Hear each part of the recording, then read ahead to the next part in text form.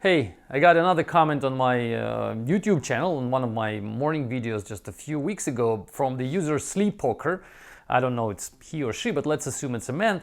He's saying that there's a story of his day work where he's supposed to be a programmer, solving technical problems and implementing some functionality for the business, but he doesn't have clear requirements coming from the business, from people on top of him. And there are, as he's saying, many levels of people, and they are well-paid managers and analysts and some product owners, and they're supposed to be helping programmers, to understand the functionality. And they're supposed to be decomposing the larger problem into smaller ones, just like I explained in one of the previous videos. But they're not doing that.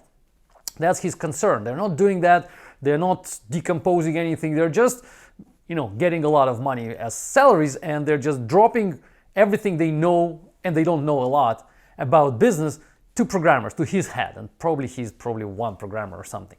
And then his job is to understand what's going on, to understand business requirements, to understand the information flow, to understand how the functionality has to be implemented. Not only how technically, but how for the user. So he has to wear the shoes of a product owner, of the system analyst, of requirements engineer, of everybody in order to implement something. And he's saying, is it normal? Is the situation normal? Or maybe it's just something special, or maybe it's not normal and it's time to quit and go to another company. I mean, the bottom line, he's not happy. He's not happy with his employment, and he asks for the advice. My advice to you is try to, as long as you're in this situation, you have two options. The first option is, of course, yes, you can quit, you can go to another company and be just a programmer and focus on your technical skills and improve them and be the Java developer, for example. Just be a great Java developer, know how Java works, and that's your cup of tea. But if this is not an option, maybe you like the company, maybe you like the salary, maybe you just don't want to go anywhere else, you just love it. The second option is stop complaining about this situation and start loving it. You are there, you have these managers on top of you who are incompetent, they don't know how to decompose tasks, they don't want to do that, they already are employed, they're already getting their salaries, they don't care, it's okay. Now your job is to become an expert in what you have to deal with. So instead of hating this situation and doing this requirements analysis just because you have to, do it because you love to do it.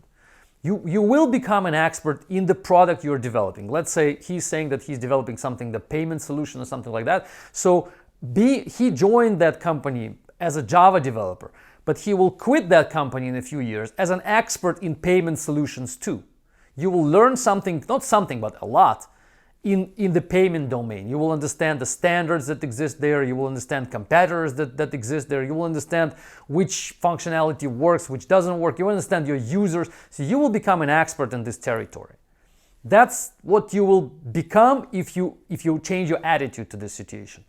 Incompetent managers are everywhere. It's a very lucky and very special situation when you deal with a manager who is more competent than you and who is willing to do the hard work before they delegate you the more easier work. That's a very special case, and should be very lucky if you, in order to be a member of a team which is managed by such a manager. Usually managers, they don't care and they don't know, they're incompetent.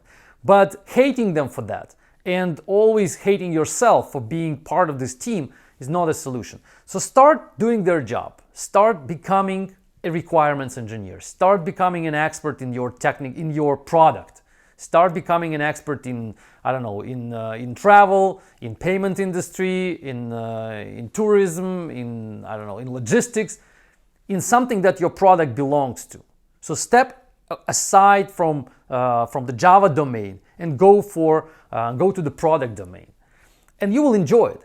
This is as much fun as doing Java development if you change your attitude, if you understand that this is now, from now on, this is your territory of knowledge, this is your expertise. And you will know that you're not an expert there because you know nothing about logistics or know nothing about tourism, but you will know eventually.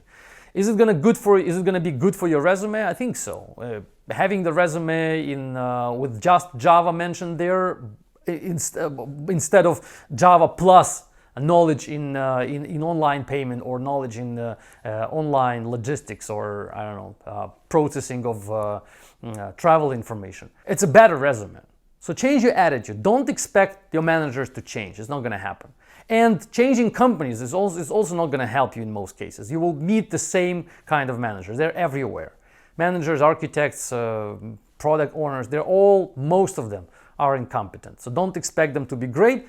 Just change your attitude to the problem you're dealing with. I hope I managed to help you. Thanks for listening. Stay tuned. Bye-bye.